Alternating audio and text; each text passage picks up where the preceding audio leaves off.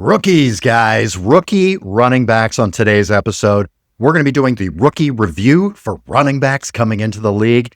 We're going to introduce you to these guys, and then we're going to give you an idea of the practical application of what you can do with these guys, when to draft them, when do we... And don't forget, like, share, subscribe across all social media platforms, guys. Season 6 loading at Frankly Fantasy Football. Let's go!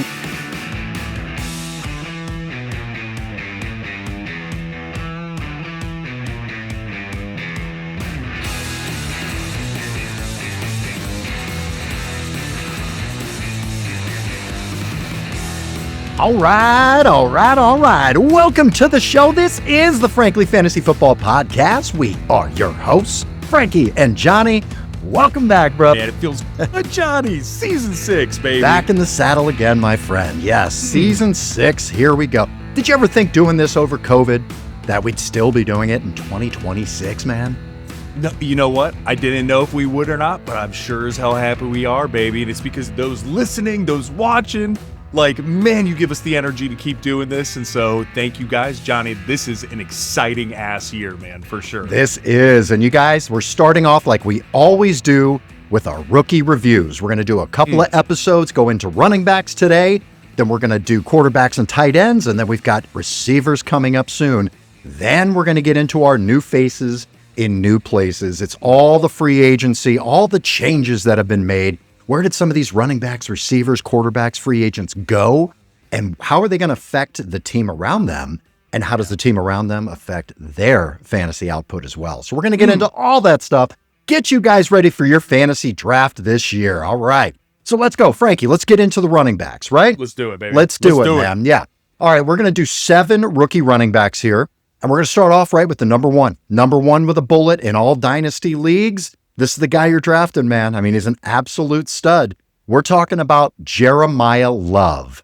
Coming from the Notre Dame Fighting Irish, going to the Arizona Cardinals. Crazy landing spot for this guy. Not where I thought he was going to go, Frank. Yeah. Crazy. All right, so he's 6 foot, 214 pounds, runs a 4.36 40. Drafted round 1, hit number 3 in the NFL draft by the Arizona Cardinals. Frankie, introduce us to Jeremiah Love, please. It's a lovely day. Let me tell you, people listening, watching, and checking us out, because Jeremiah Love could be on your team. Guys, here's the deal. 2025, I'm going to list some stats, and then we'll get to the facts. From the stats standpoint, last year had 1,372 rushing yards, 18 touchdowns, 27 receptions, 280 receiving yards, and 3 receiving touchdowns, bringing it a total of 21 total touchdowns. But here's what's even more fascinating. Guys, it starts back in 2024 when he led the Notre Dame Fighting Irish with over 1,100 yards rushing. He also had 17 rushing touchdowns, All-American in 2024. And guess what? In 2025, he's a first-team All-American, actually won the Best Running Back of the Year award. And my Lord, was he a finalist for the Heisman. So, John, I mean, everything that this cat and all of the hype coming out of college into the NFL is real. And one key call out that you mentioned, we talked about the stats. I want to get to the facts. I agree. I didn't think he was going to go that high. I had him circled the next pick right around that Tennessee Titans time frame. And I didn't think that, the Cardinals would go up and take him because of the situation, which we're going to talk about. Arizona Cardinals. What do we do? So you have James Conner. You have Tyler Algier that they just signed. My God, is it bad luck for Tyler Algier? First you were behind Bijan, now you're behind Jeremiah Love.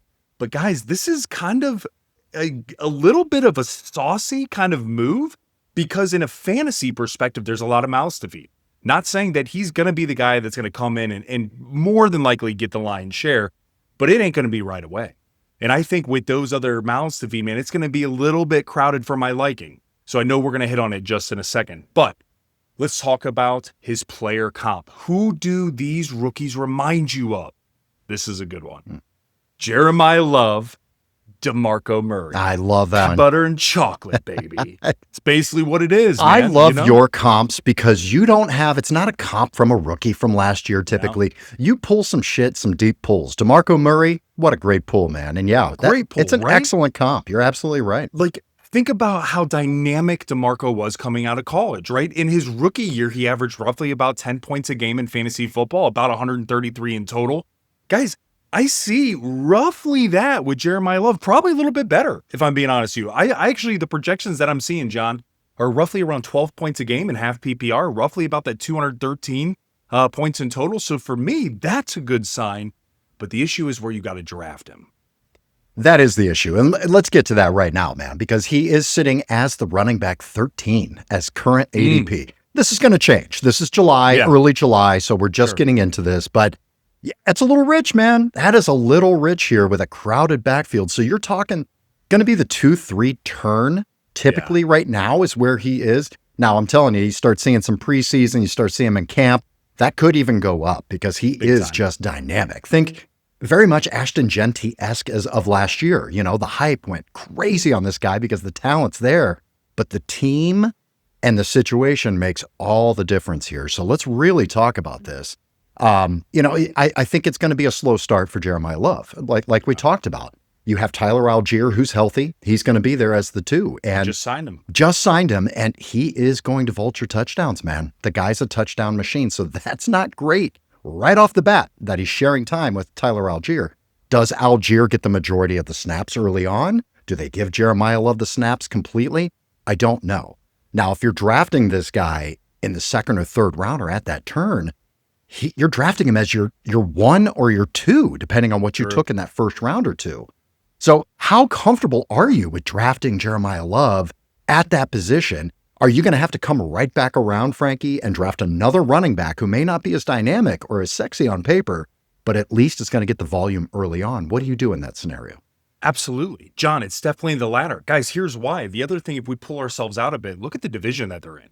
Those defenses are nasty. And let's be honest with ourselves. The Cardinals are not a good offense. So they don't even, I mean, when Jacoby Brissett is kind of doing a holdout a little bit, and they're like, yeah, okay, that's your quarterback.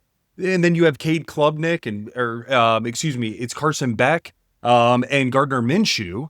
Like, that's not really great. And so what do you think defenses are going to do? Exactly. I love what you said. It's more than likely the ceiling is probably an Ashton Genty from last year. Same exact thing is going to apply when the teams are able to stack the box. Now, again, you still have Marv on the outside, Trey McBride, and then Michael Wilson. But teams also had Brock Bowers when he was healthy. You know, Trey Tucker was able to take the roof off again. So my point is, man, I think that's a great way to frame this.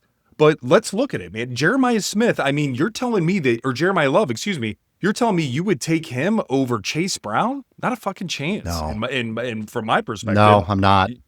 Are you going to take Jeremiah Love instead of Saquon Barkley? No. No. I'm not. Kenneth Walker. Absolutely not. No. Here's one, John. Derrick Henry. For me, I'm taking Derrick Henry.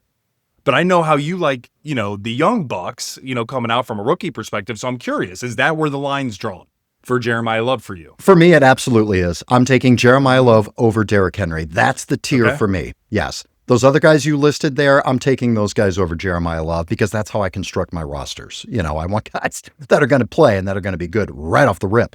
But Jeremiah Love's going to have a slow start, but he could also win you your league. That's the other thing. Totally. The big playability of this guy and what he could do down the stretch, huge. It could be absolutely huge. So what I would do, Derrick Henry's my spot. I'm definitely taking Jeremiah Love. I want the upside. I want the youth. I want the promise of what it could be for me or what I could use him as a trading piece over Derrick Henry. I just don't think you're going to get that from Henry. But what I'm going to do, if I'm taking him as my running back 2 or God forbid my 1, I'm coming right back in the 5th round. Seems to be a great place to target somebody. And you can look at a Swift. You can look at a DeAndre Swift or a Quinshon Judkins, a David Montgomery. David Montgomery and DeAndre Swift in the 5th round. I think those would be great picks if you took Jeremiah Smith or Jeremiah Love. I'm sorry. I know we're Buckeyes next fans. Year's Jeremiah Smith. Yeah. Stay tuned for that one. That'll be a whole episode by itself. Crazy. Yeah.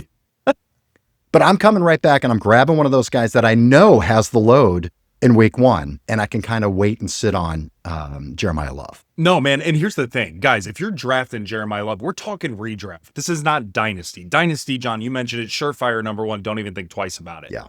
But the other flip side from a redraft standpoint is the fact, John, that I actually think we're going to see an uptick of usage from the receiving perspective end. I think that that's something over this past year what he was able to do from Notre Dame. He actually saw an uptick from 28 receptions in 2024 and 237 yards all the way up to 280 yards, yet right around the 27 reception mark, 3 touchdowns compared to 2 in 2025 to 2024.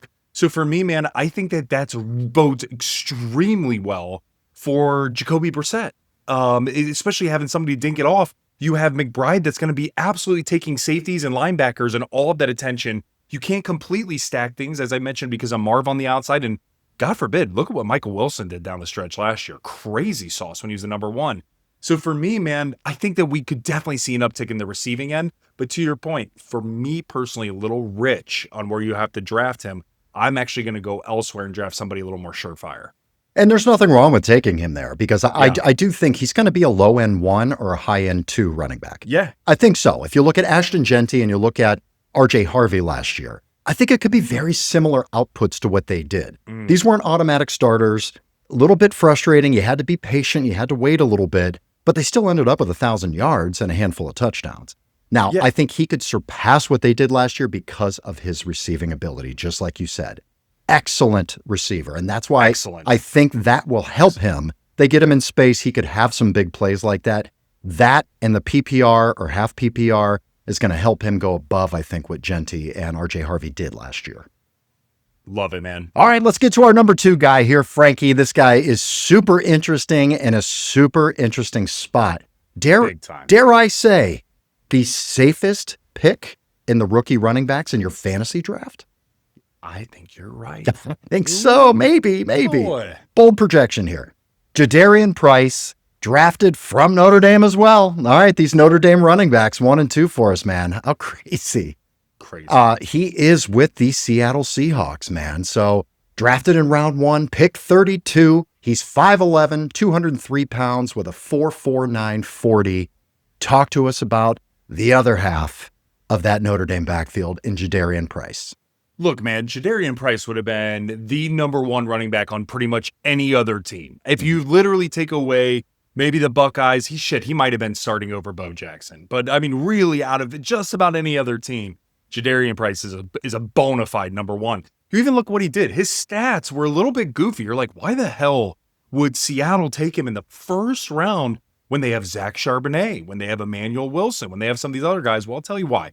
There's a lot of tread on the tire. Sometimes people are like, there's not enough film. That's not the case. There's plenty of film, a lot of tread on the tire. 674 rushing yards last year, 11 rushing touchdowns, 5 receptions, 87 yards receiving, 2 receiving touchdowns. Stats do not jump off the page by any means. But guys, the difference between Jadarian Price and that of Jeremiah Love is that he's more of a tempo-driven back. He's got elite vision. He's a nose for the end zone. And here's what's interesting. He's a natural runner. Jeremiah Love is one of those guys who's explosive, pass catcher. He's kind of a poor man's Bijan, poor man's Saquon when they came out. Right? Think of that as Jeremiah Love. I mean, and I'm saying poor man, like out of respect to the other guys. He's very much so up in that elite tier. But Jadarian Price, man, he's this guy that's going to hit the hole, hit it fast, and has all these instincts that necessarily you don't normally see from an RB2 on a particular team.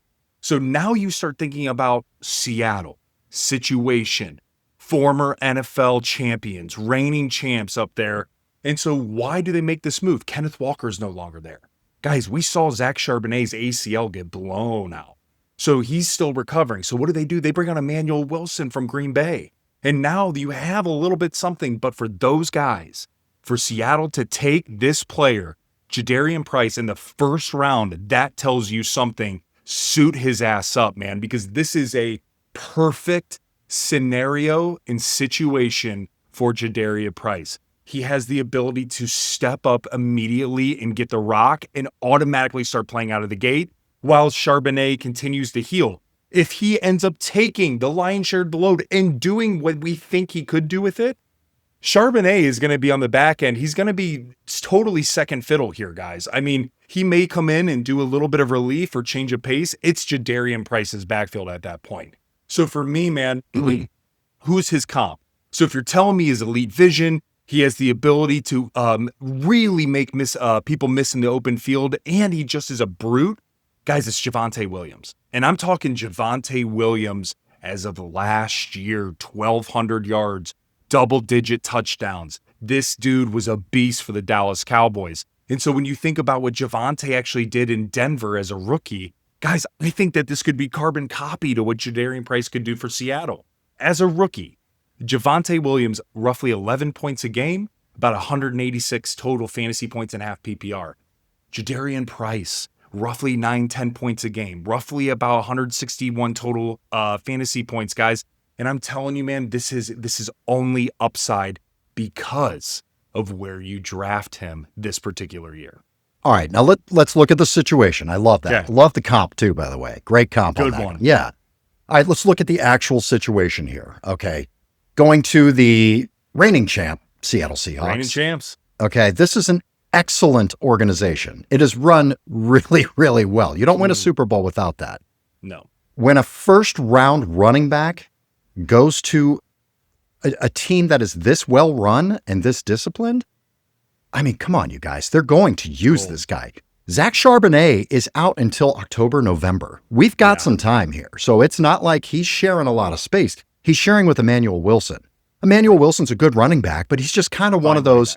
He's one of those Tyler Algier type. He's a even lesser. Yeah, even less. I mean, he hasn't gotten that much opportunity. Now, when he has toted the rock and helped out with Josh Jacobs and that in the past with Green Bay, he does a good job. But Jadarian Price's talent is far above Emmanuel Wilson. He's kind of like Sean Tucker, yes. John, from Tampa Bay. Yeah. You know what I mean? Like, he got the opportunity, he had some good stuff happen, that kind of thing. Change of pace guy as well as goal line. Now, he could snake some touchdowns, absolutely, from Jadarian Price. But I just think he's in a great position, man. I mean, I'm wheels up on Jadarian Price. It's just the situation is unbelievable right off the gate, right out of the gate. And I'm not even worried about week one. I'm not worried about even Charbonnet. He could just run away with this and steal it. Charbonnet could come in and be a change of pace guy or a third down back, This could already be his backfield by that point, is my point. All right, so he's going, Frankie. Right now, he is the running back 27 going off the board, right around that 6-7 turn. Oh, beautiful. It's going to move up. It has to. It has to move up. It has to. He's the starting running back. Early fifth. On the Super Bowl champion team. I mean, yeah. So he's probably great offensive line. Probably going to move up into that 5th round area, but still going to be around guys like this. Now, how do you feel about Jadarian Price when you're looking at other running backs such as Jalen Warren for Pittsburgh, RJ Harvey for Denver? Very interesting there. Who also? Bajal Tootin. Chuba Hubbard, Bajal Tootin. What are you thinking about some of these guys here, man? For me, man, I'm taking Jadarian Price over all those guys. Really? Because absolutely. And here's why. Because you listed off, like Jalen Warren, we already know Rico Dowdle's coming in here. Rico Dowdle's coming off back-to-back 1,000-plus yard seasons. Looked, elite. As crazy as that sounds. Last year when he got the keys to the kingdom, he looked elite. And so then you look at, Chuba Hubbard. Chuba Hubbard now, he's kind of interesting, but Jonathan Brooks, they are actively trying to get this guy back and rocking. The ghost of Jonathan Brooks. I'm telling you, man, this dude they're trying to get him back up. So for me, Chuba could be something good early, but like what we saw last year, he was piss poor bad in comparison to that of Rico Dowdle. And then you talk about RJ Harvey. We're going to get into his situation with the rookie that they drafted, as well as bringing on JK. So for me, I'm saying all of these things. I'm looking at Jadarian Price at end of 6, early 7, even if it is end of 5, early 6. John, you're telling me that you could have receiver, running back, receiver, and now you're looking back at Jadarian Price as your RB3, potentially starting flex and a half PPR? Yeah. That to me is great. So I'm all about it, man. I'm salivating over this cat. All right, now let me ask you this, okay? You got Cam Scatterbo and Quinshon Judkins right in that range, right near that tier where Jadarian Price is. How do you feel? Now, those guys probably aren't starting right off the bat in the season. May take a little while to get back in the swing of things from their injuries. What do you do in that scenario between those three? For me, it's Quinshon, Jadarian, Cam Scatterbo. And it's not because I don't think Cam Scatterbo. It's just because I want some guy that's going to get out of the gate, and I want to see if he's going to get hot or not. And then if he's super hot, you can trade him. Like I made this similar move, John, last year with Cam Scatterbo. Once he got up and rocking, he got the opportunity, traded him right before his injury. So my point is, I would say Quinshawn, and then it would be Jadarian, and then Can Scat, because I just got to see how his ankle's holding up. Is the point. But I feel real good about Quinshawn, though. All right. Sounds good. All right. Let's get to our number 3 guy here. All right. All right. We've got Katron Allen coming from Penn State. You got to love those Penn State running backs. Yeah. That's right. Drafted around 6, pick 6 of the NFL draft. Katron Allen to the Washington Commanders. To the Manders. He's 5'11", 216 pounds, and runs a 4.55 40. Talk to us about our new friend, Katron Allen. Katron Allen is in a perfect situation for how the draft kind of transpired, meaning he was an afterthought a little bit, fell all the way to round 6. He was only the 6th pick in the 6th round. And so when you start looking, well, why? What could have caused this? It certainly wasn't his play. He had 1,300 yards rushing, 18 rushing touchdowns, 18 receptions, and 68 receiving yards. So guys, there's something else. Maybe it was something intangible, or maybe it was just people didn't have him that high on his board. We do. I've seen the film, and it is fabulous, guys. We have seen now back-to-back seasons of where he has been absolutely dominant, even though he's been splitting with Nicholas Singleton here. And so, guys, I mean, for me, man, I am all about a flyer on Katron Allen late. And here's why. Washington, what's transposing there? What's happening? You got Ja'Cory Krosky-Merritt, and you also got Rachaad White.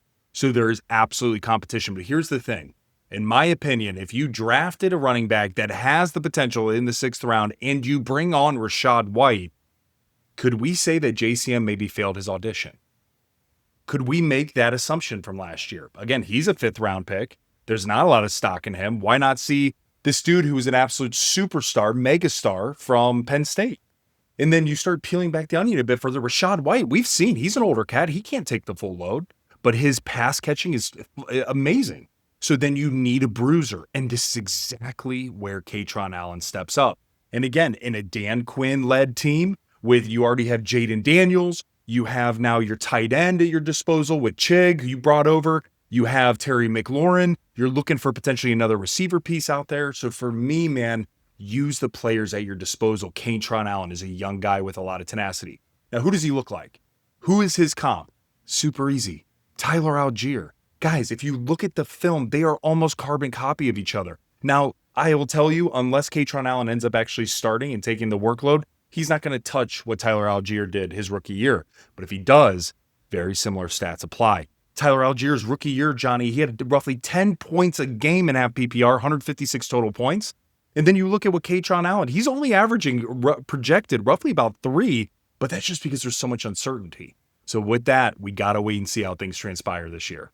So Frankie, when we're looking at this team and looking at this player here in this backfield, so yeah, you've got Ja'Cory Krosky-Merritt, JCM. They love him. He's kind of their first and second down back. You got Rachaad White. He's going to be doing the pass catching, pass protection, all of that. Can you draft? This guy is the Chris Rodriguez of this team. He's the big bruising back. He's the goal line guy.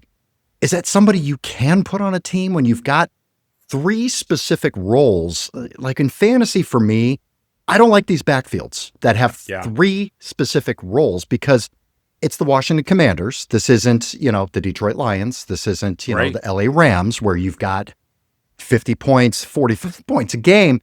That makes me nervous. Is there possibly going to be enough volume to be able to roll this guy out? I mean, you're not investing in him. He's after round 12. Really I mean, it's an after round 12 pick. So do you take the flyer and maybe he surpasses JCM? Maybe one of these guys get hurt and he gets a lot more PT. What are you thinking there? Guys, think of this as a long-term play. You're investing in your fantasy team. You're going to take a long-term option. And so this is one of those long-term options. We could see Katron Allen literally not take the field until week 6. That could be real. We may not even see him take the field. The point is, though, is that he's on there's a team that he has opportunity, and damn it, he has the talent. And so when you start pairing that with then he's basically free in your fantasy board, I'm talking, guys, literally he could be your last round pick. Yeah. I'm not kidding. So why not? Sit on him for 7 weeks, evaluate the landscape. Maybe he pops and gives them something that they haven't had in the last few years. Because if you're bringing on Rachaad White, you're looking for something, is my point. So yeah, man, I mean, low risk, extremely high reward. Again, you just got to sit and play. Sounds good. Take the dart throw. Let's see where it goes. Exactly. All right, let's get to our number 4 guy here. We've got Jonah Coleman from Washington, gets drafted round 4, pick number 8 by the Denver Broncos. All right. Speaking of crowded backfields, let's bring another guy in here. One. Yeah, here we go, man. That's what every team's doing that right now, guys. That's why it's so valuable to talk about these guys, because you have to know what role they're going to have. What type of player are they? What opportunity do they have to score points for you? So that's what we're going to find out. All right, 5'8", 220-pound bowling ball is what we've got here. Seriously. With a 4.5, 540. So, Frankie, talk to us about Jonah Coleman with the Denver Broncos.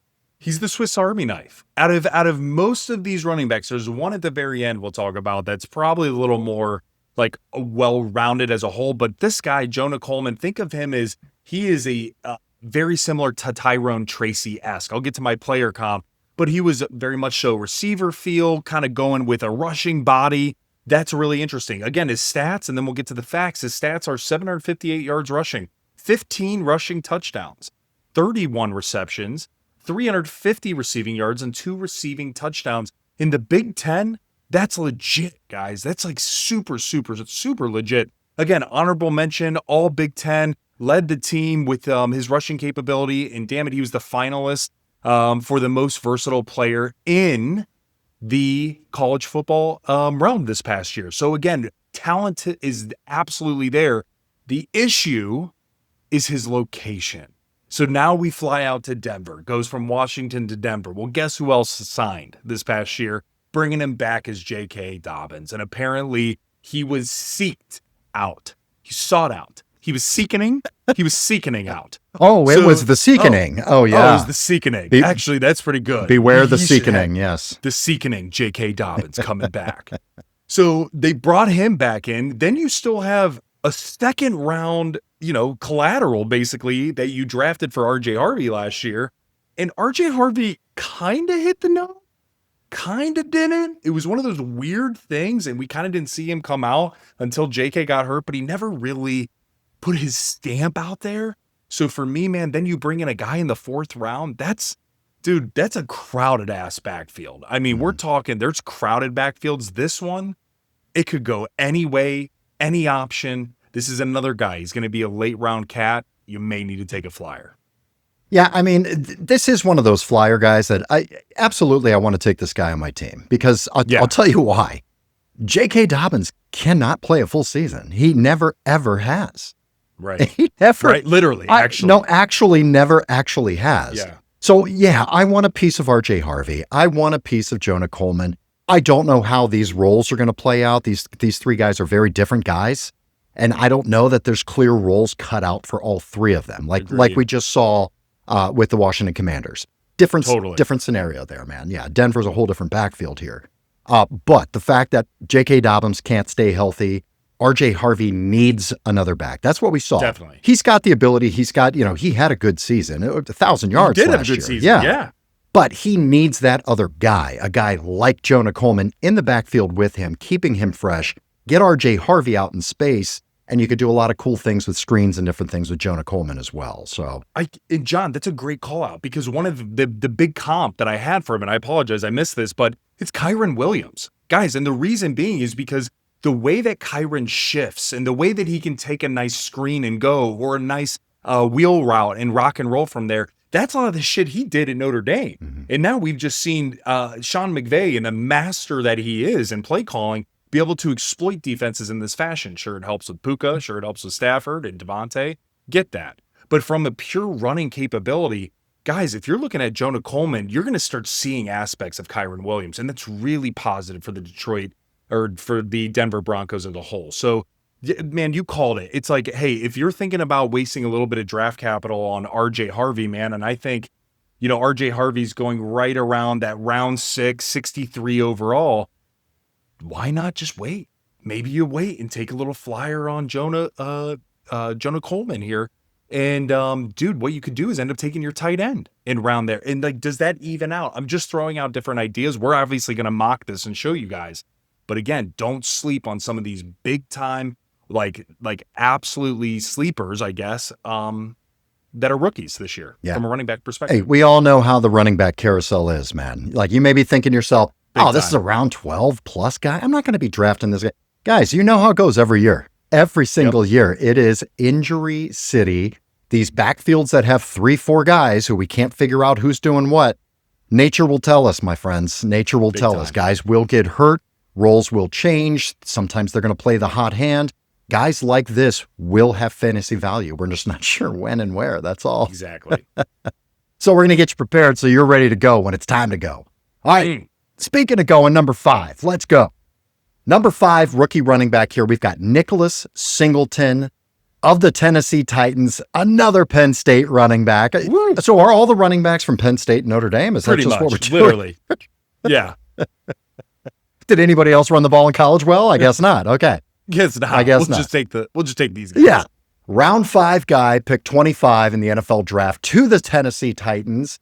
6 foot, 219 pounds, runs a 4.35 40. Frankie, introduce us to Nicholas Singleton.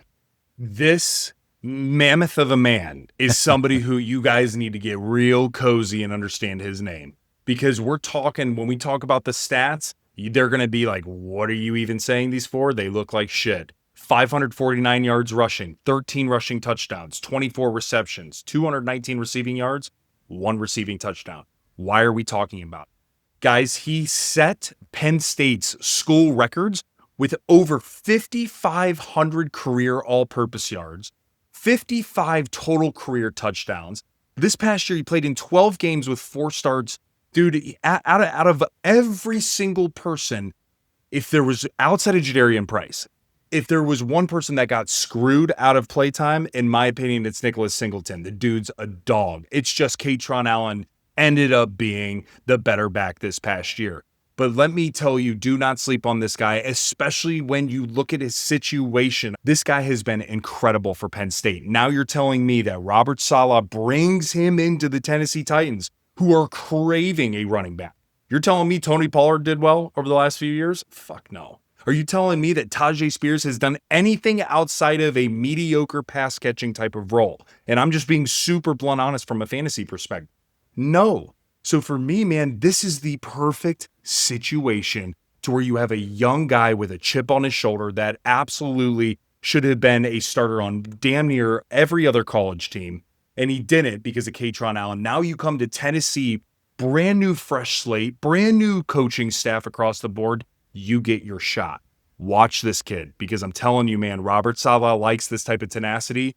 And when you have a guy whose player comp to me, Johnny, when we look at his player comp is David Johnson, from what we have seen, I just think this could be diamond in the rough. So again, he's also free. So when we talk about the draft board, Johnny, so I really think Nicholas Singleton could surprise some people this year. I think so too. What's interesting about him, yes, it's kind of a nightmare. You're on a team that was shitty last year. We're not expecting them to be super great this year either.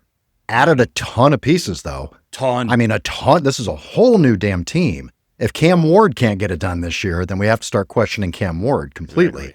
Exactly. But this offense is interesting. Now, how I see Nicholas Singleton is if you took Tony Pollard and you took Tajay Spears and just fucking smashed them together. That's exactly it. That's a great analogy. So maybe they're not happy. Maybe they weren't able to get the thunder and lightning like they want in the backfield. And they're like, you know what? Fuck it. Let's get a guy who's both. Yeah. And we'll work him in with these other 2 guys because Pollard did not look good. I had somewhat hopes for Pollard last year of being able to have this opportunity. It's not there. It's just not there, man.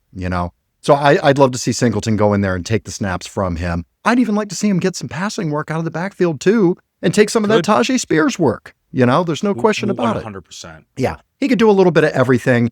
I'd love to see him. Definitely worth taking a flyer on this guy. Not a guy you can play at all for a little while. But could be one of those waiver wire darlings too. So keep him in mind. Nicholas Singleton. All right, Frank, let's move on here to number 6. We've got Emmett Johnson from Nebraska, drafted round 5, pick 21 to the Kansas City Chiefs. Okay. We do like running backs in Kansas City. Let's see what we got here. This backfield's a little different than it used to be. 5'10", 202 pounds, runs a 4.56 40. Talk to us about Emmett Johnson with the Chiefs. Let me tell you, this dude was a stud for the Cornhuskers and really came onto the scene last year. I mean, yeah, he kind of broke out in 2024 when he led the team with 908 in all-purpose yards. But man, this past year, he was second team All-American, Big Ten Conference RB of the year, first team All-Big Ten, led FBS with 151.8 all-purpose yards per game. That is who the Kansas City Chiefs got. The only issue is they also went out and got them a stud running back this past year. His name is Kenneth Walker, the fourth or third or second, whatever the hell it is. And so now you got Kenneth Walker at the helm. But, you know, it's funny what Andy Reid does, because what we've seen from his use of running backs is there's a little bit of sprinkling across the board here. We saw a little bit of Jerick McKinnon in the past years. We've seen a little bit of Kareem Hunt and Clyde Edwards-Helaire and bringing on all these different types of backs and using them in certain ways to really bring out, you know, what they're good at, what they're elite at. So for me, man, thinking about what this looks like in Kansas City, in my opinion, he's surefire running back too. Let's put it like that. The second item is, do we see a little bit of what Zach Charbonnet did to Kenneth Walker is what maybe Emmett Johnson might do to Kenneth Walker? We're saying that because Kenneth Walker hasn't necessarily been the poster child of health. Number one. Number two, Emmett Johnson, where he benefits is goal line. And so for me, man, I'm looking at this and I could totally see some value late in season from Emmett Johnson that's actually real playing time. And when you think about his comp, like just to put something in the head of people listening and watching, guys, this isn't even a sexy name, but it's pretty damn on par. It's Tank Bigsby. What Tank Bigsby used to do in the SEC when he was in college, I mean, you look at what Emmett Johnson does, and it's like, damn, these two are really good. And by the way, Tank Bigsby has had a decent NFL career. I'm not saying fantasy football-wise because we've seen it. It just hasn't been there. But now he's back up in Philadelphia to that of Saquon Barkley. So if something happens, what a hell of a handcuff. But my point is, man, is you have a young buck in Emmett Johnson backing up a guy who's been perennially hurt. And so there could be an opportunity again to take a flyer on a late round cat for this guy. I had to look it up because I was about to say Kenneth Walker's never played every game. He actually played every game last year for the first time. That's nice. First Good time in his him. career, but the season before that, he played 11 games. And then 15 games the previous 2 games. So, yeah, there is that. Kenneth Walker is not known to be a guy who typically plays the entire season, and that's splitting time. Kenneth Walker's never been a workhorse. We've always wanted to see him do it, but he's not necessarily that kind of player. Andy Reid doesn't do that. They're going to save Kenneth Walker for a potential playoff run. They're not going to run the tits off this guy right off the bat. In that backfield, you got Emmett Johnson, you got Amari DeMarcado, and you got Brashard Smith. I'm not afraid of those guys if I'm Emmett Johnson coming in here, man. So there is a real opportunity for him to work into this offense early and to get some work done and to get some goal line. I mean, that your comp with Tank Bigsby, that's fantastic. And it may not be a sexy name, but very usable fantasy football piece, which is what you're looking for. So this could be a guy mid-season that you could bring on that just out of sheer touchdown volume could be a nice RB2 for you to help you with injuries. John, don't be shocked. Guys, don't be shocked. If this is a dude and you're in a waiver wire bid style league to where mid of the year, you're going to have to drop $20+ on him to pick his ass up. Because the reality is if you go to take him and you got to sit, there's going to be a point in time to where somebody pops the first 2 weeks and everybody freaks. Then there's another pop, right? Around that 6, 7, 8, 9 week mark. And right around there, man, watch what happens. There could be something crazy that occurs to an absolute frenzy to pick up Emmett Johnson. All right, last guy here, Frankie, rookie running backs. We've got Mike Washington, drafted from Arkansas to the Las Vegas Raiders in round 4, pick 22. Guy 6'1", 223, and runs a 4.33. That's pretty good stats there. Talk to us a little bit about Mike Washington. What's going on with this guy? I mean, at the combine, he literally set the world on fire. 4.33. Dude, out of the gate faster than hell. But what's fascinating, man, when we look at the stats from 2025, he looked good. He had over 1,000 yards rushing, actually 1,070 yards rushing. He had 8 rushing touchdowns. He had 28 receptions, 226 receiving touchdowns and receiving yards and 1 receiving touchdown. Let me tell you, man, Mike Washington, if you actually look at his tape, he was all over the damn place, all over the field in a very, very good way. absolutely explosive as hell, man. He ended up being a finalist for the Paul Hornung Award, which is the nation's What is that award? It's the nation's most versatile player award.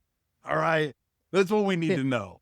I'm so glad we didn't waste any time. The first episode back, diving in. Just the made up words, how do you pronounce? I'm not editing any of this shit either. I'm keeping it all in. Yes. Okay. Paul Hornung Award. Thank you, Frankie. There you go. Nation's most versatile player award. Again, one of the finalists. But here's the deal. Like, when we look at his situation, man, guys, he's a handcuff to Ashton Genty. He is the guy, if you are drafting Ashton Genty in your end of your last round pick, you probably want to take a flyer on Mike Washington just in case something were to happen. I mean, yes, he's explosive. Yes, he could certainly be the receiver guy in this particular offense. The reality is he's locked up as the handcuff at this point. Now, who does he remind you of? If he does see the field, if you guys get an opportunity to see him out of the backfield, it's Chris Carson from the Seattle Seahawks. Yeah. Old school cat. I mean, I say old school, not really old school. It's kind of our school. Like, it's not new. It's not old. It's like ours, John. 5 years ago-ish, right? Yeah. So Chris Carson, though, very, very interesting. Only played 4 games his rookie year, ended up averaging about 9 points a game. But the reality is that is a very good makeup and type of player as similar to that of Mike Washington. So again, man, you're looking at this cat solely for a handcuff, but absolutely has the intangibles and the measurements that really jump off the scale. He does have that role locked in, too. I mean, you look at the depth chart here, it's Genty, it's Mike Washington, then it's Dylan Laub and Chris Collier. So I'm not worried about those guys. Yeah, Mike Washington seems to be the actual handcuff here and may get a little bit of time as well. So definitely. I love it, man. All right, let's do a couple of guys that we have to at least mention, some honorable mentions here, Frank, because a couple of these guys, similar to the Mike Washington situation, you've got Kaelon Black, drafted to the San Francisco 49ers. This guy is CMC's handcuff. That's why we're bringing him up. Yep. You are keeping CMC in our keeper league, potentially, it sounds like. Surprise to those listening. Yes, I am. Yeah, potentially. It sounds like you're going to. So are you going to go in and grab Kaelon Black at the end of the draft? No question. Look, I did it last year and I screwed it up. And I'm saying this, and I'll be very vulnerable and honest. Guys, where I screwed up last year in my keeper league, which I still made it to this semifinals, is that I took Brian Robinson Jr. too early. It left a spot they left a hole on my starting unit to where I took just CMC's backup too early. Here, I am absolutely more than likely going to keep CMC in this league. Therefore, I don't even have to worry about an 8th round, 9th round, 10th round pick on what would have been B-Rob. Now I get to sit back because not a lot of people know of Kaelon Black. Not a lot of people really understand his play style. Guys, if you're from Indiana, you do. You've seen this cat. He was on the national championship team. I can tell you he's damn good. And let me tell you, if anything, God forbid, happens to CMC, you have a wonderful plug and play guy. Now, he ain't going to be a CMC. There's not too many people that are. But let me tell you, he's better to have on your team than not if you're keeping or drafting CMC in the first round. We've seen all of those guys, no matter who it is, names you don't know. CMC went down. They bring in another guy. That guy has value. None of them are CMC. Right. But they have massive, massive value in a Kyle Shanahan offense, of course. Totally. Yeah. Love it, man. All right, guys, that is the rookie review. Running backs, stay tuned. All right, we've got quarterbacks and tight ends coming next. Then we've got receivers. There's some damn good receivers in this rookie class. So it's going to be fun, guys. Then stay tuned. We've got new faces in new places, all of the free agency, all the mix-up, everything going around. We're going to tell you where these guys landed and how the team around them is going to affect their fantasy output and how they're going to affect everyone else's fantasy output. So a lot of fun getting you guys ready for the draft. Frankie, what do you think, baby? Guys, so also tune in after these particular rookie review episodes where we're getting into the nitty-gritty. We want you to intimately know these players that you're thinking about drafting. Then the new faces in new places. Get ready, it's mock season, 24 hours a day, 7 days a week, baby. And you know that's some of your favorite shit from Johnny and I. So we're going to get on a few guests. We're going to be doing some mock drafts. Our Super Bowl is now to get you guys ready for your drafts. That is Johnny and I's sole use case and what we are good at doing. Let's go, baby. We're going to mock your goddamn faces off this offseason. Let's go. May the fantasy gods smile upon you. Bye.